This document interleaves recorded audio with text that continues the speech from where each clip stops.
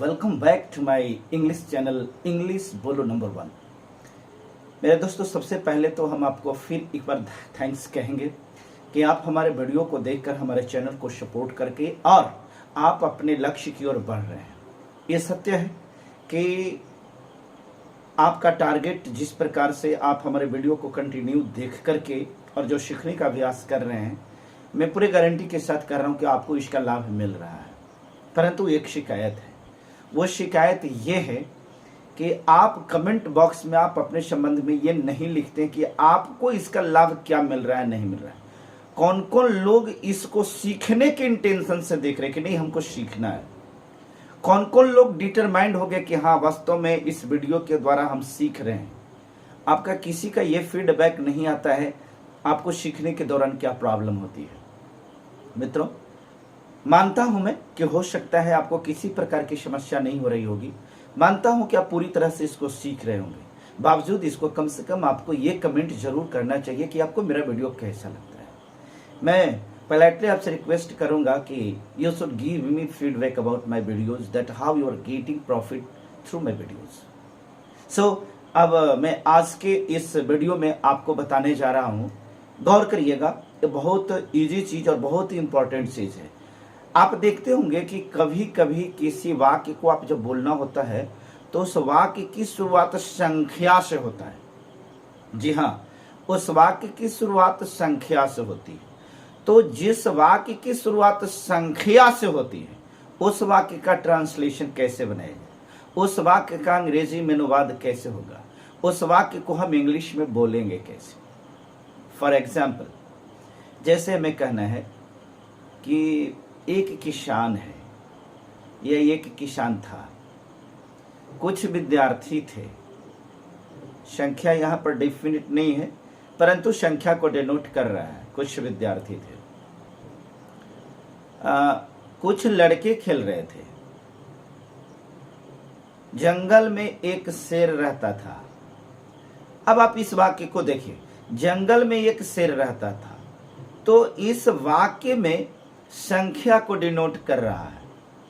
जंगल में एक शेर रहता था, एक किसान था, कुछ लड़के खेल रहे थे। तो ये जितने भी वाक्य हैं, इन वाक्य में आप देख रहे हैं कि इन वाक्यों की शुरुआत संख्या से हो रही।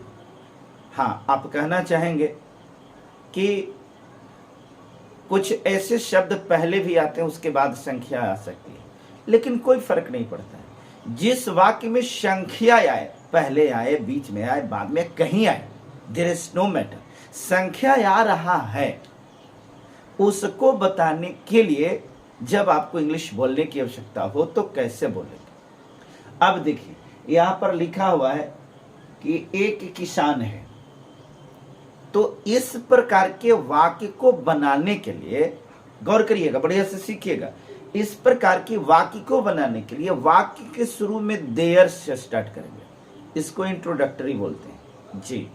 तो ये इंट्रोडक्टरी देयर पहले लिखेंगे, उसके बाद में ऑक्सिलरी वर्ब के अकॉर्डिंग, मीन्स है या था, इसके अकॉर्डिंग आपको इज, एम, आर या वाज, वेयर का प्रयोग करना है। क्योंकि एम का प्रयोग तो देयर के साथ नहीं हो सकता है, बट ये तो नेसेसरी है, it is prominent, we can say that. इसके साथ में इज हो सकता है, आर हो सकता है, वाज हो सकता है, वेयर हो सकता है। तो अकॉर्डिंग टू संख्या है ना, अकॉर्डिंग टू नंबर आपको इसका यूज करना। अब यहां पर लिखा हुआ है कि एक किसान है, तो सबसे पहले लिखेंगे देयर, और एक है इसलिए इज होगा कि देयर इज। किसान एक ही का बोध कर रहा है इसलिए ए हो जाएगा, और फार्मर तो बनेगा translation there is a farmer, right, there is a farmer. अब आइए दूसरा, अब है कि कुछ लड़के थे, कुछ लड़के थे। अब यहां इस वाक्य में भी संख्या को बता रहा है कि कुछ लड़के थे। तब यहां पर क्या करेंगे कि वाक्य की शुरुआत क्या चीज से करेंगे, देयर से, राइट। तो देयर से, अब कुछ के मतलब एक तो नहीं था, इसका मतलब 2 होगा, 3 होगा, 4 होगा, या इससे अधिक भी हो सकता है। But this number denotes plural, ये संख्या प्लूरल का बोध करा रहा है। इट मीन्स यहां पर देयर के साथ दूसरी बात है कि यहां पर थे कह रहा है, वाज वेयर का प्रयोग होगा, तो वेर के मतलब थे होता है ना। तो देयर वेर, ठीक है, देयर वर, अब वेयर नहीं वर पढ़ते हैं, देयर वर, अब कुछ लड़के के सम बॉयज हो जाएगा, तो there were some boys, there were some boys, कुछ लड़के थे। एक महिला थी, एक महिला थी, तो क्या बनाएंगे, सबसे पहले देयर, एक था इसलिए इज, तो देयर थी है ना, सॉरी थी है इसलिए वाज हो जाएगा, तो there was a woman, there was a woman, एक महिला थी। अब आपको बोलने हैं कुछ पैसे थे, तो देयर वाज सम मनी, कुछ शिक्षक थे, देयर वर सम टीचर्स।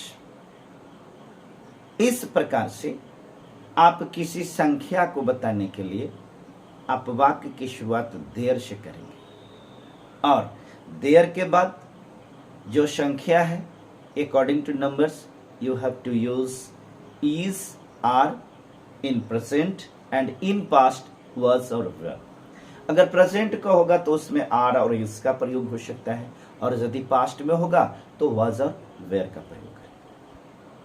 मैं उम्मीद करता हूं कि इस वीडियो में आपको हम इतना ही रखें, क्योंकि एक ही वीडियो में ज़्यादा कंटेंट्स को डाल देने के बाद आप समझ नहीं पाते हैं। That's why I think it is proper to understand you in the view of your understanding, it is proper. So I think ये वीडियो आपको कैसा लगा, इसका फीडबैक आपको देना चाहिए, और ज़रूर देंगे आप, हमें यकीन है। और जो लोग इस चैनल पर नए नए हैं, हम आपके लिए ये प्रयास मेरा है, और इस प्रयास को मैं श्योर हूँ कि आपको अंग्रेजी जो कहा जाता है फ्लुएंटली बोलना, वो फ्लुएंटली इंग्लिश बोलने के लिए सीखेंगे, आप हर हाल में सीखेंगे, बशर्ते ये कंडीशन है दैट आपको डिटरमाइंड होना पड़ेगा। You will have to fully determine that I have to learn how to communication English if you want to be determined। और अगर आपका ये शौक खाली होगा कि चलो सब वीडियोस को मैं देख लेता हूँ, सीखे या ना सीखे चलो काम चल जाएगा, तो आई थिंक फिर इसका कोई प्रॉफिट नहीं होगा। और आइए इस वीडियो में हम और बता दें, तो कुछ प्रीपोजिशंस होता है, जैसे बट बोलना, बट के मतलब होता है लेकिन, किंतु, परंतु, ठीक है। तो कभी कभी होता है क्या कि एक कंजंक्शंस बोलते हैं, ये सॉरी ये प्रीपोजिशन नहीं, ये कंजंक्शंस है। कंजंक्शंस क्या करता है कि दो वाक्यों को और दो शब्दों को आपस में जोड़ देता है। जैसे मेरे पास पैसे थे पर अपने पैसे नहीं थे, अब यहां पर, परंतु, किंतु, लेकिन, ये सब का अंग्रेजी होता है बट, ये सब का अंग्रेजी होता है बट। जैसे अब बोलना है कि कुछ घोड़े और कुछ गधे थे, कुछ घोड़े और कुछ गधे थे परंतु कमजोर थे। अब यहां संख्या को डिनोट कर रहा है, तब बोलेंगे कि there were some asses and some horses, कुछ गधे थे और कुछ घोड़े थे, तब there were some asses and horses, लेकिन कमजोर थे। अब यहां पर लेकिन का अंग्रेजी बट हो जाएगा, बट वीक, खाली वीक बोलना, क्योंकि देयर का प्रयोग पहले आ गया है, आप बार बार देयर का प्रयोग नहीं कर सकते हैं, बट देयर वेयर वीक ऐसे नहीं कर सकते थे। चलिए तो ये हो गया। अब हम कहेंगे कि, अब हमें कहना है कि एक किसान था, तो देयर वाज ए फार्मर। देखिए एक किसान था तो देयर वाज ए फार्मर। अब यहां पर परंतु वह अमीर था, एक किसान था परंतु वह अमीर था, ठीक है। यहां पर ऐसे सेंटेंस सेट नहीं करेगा, एक किसान था और वह अमीर था। अब देखिए एक किसान था तो हो गया कि देयर वाज ए फार्मर, और वह अमीर था, तो यह पहला स्ट्रक्चर में स्टार्टिंग वाले में ही आपको बताया गया है कि एडजेक्टिव को बताने के लिए क्या करना होता है, तो इस जमार का प्रयोग करेंगे तो ही वाज रिच हो जाएगा कि ही वाज रिच। अब होगा कि परंतु उसके पास गाड़ी नहीं थी, परंतु उसके पास गाड़ी नहीं थी, तब परंतु के अंग्रेजी बट हो जाएगा, तो यहां पर लिख देंगे बट। और अब आइए देखिए इस स्ट्रक्चर में आपको इसके जस्ट बिफोर वाला वीडियो में मैं बताया था कि हैज, हैव, हैड का प्रयोग है ना, शैल हैव का प्रयोग, शुड हैव का प्रयोग, मे हैव का प्रयोग, कैन हैव का प्रयोग क्या चीज के लिए किया जाता है, जो आपके पास जो चीज है तो उस पर आपका अधिकार को बोध कराने के लिए इसका प्रयोग किया जाता है। अब हुआ कि परंतु उसके पास गाड़ी नहीं थी, परंतु का अंग्रेजी बट हो गया। अब उसके पास गाड़ी नहीं थी तो ही, अब ही हो गया, सब्जेक्ट के जगह पर ही हो जाएगा, क्योंकि इसका प्रयोग जो है वह या उसे उसके के लिए रूप में होता है।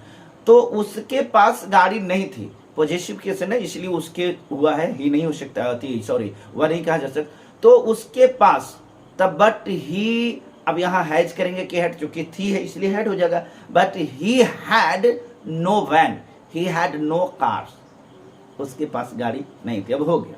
अब इस प्रकार से आप सेंटेंस को क्या करेंगे कि कनेक्ट कर पाएंगे, जोड़ पाएंगे। ठीक है, मैं अगले आपको वीडियो में ये बताऊंगा कि किस प्रकार के किसे कनेक्ट करने का प्रयास कर वाक्यों को, शब्दों को जोड़ता है। परंतु इसमें हमने आपको आज जो बताया, इसमें सिर्फ इसी चीज को बताया, खास करके इस वीडियो में, कि आप संख्यावाचक सेंटेंस का शुरुआत कैसे करें। कोई वाक्य जिसमें संख्या होगा तो उसको आप अनुवाद कैसे करें। बाद बाकी आप देखिएगा, जो वीडियो का बैकग्राउंड में चल रहा है उस स्ट्रक्चर को आप देखिए, सारा जो स्ट्रक्चर दिया हुआ ना, आप इस स्ट्रक्चर को देखिए, इस स्ट्रक्चर को समझने का प्रयास कीजिए और इस पर प्रैक्टिस करना है, बोलना है। Thank you. इस वीडियो में इतना ही, बहुत बहुत शुक्रिया।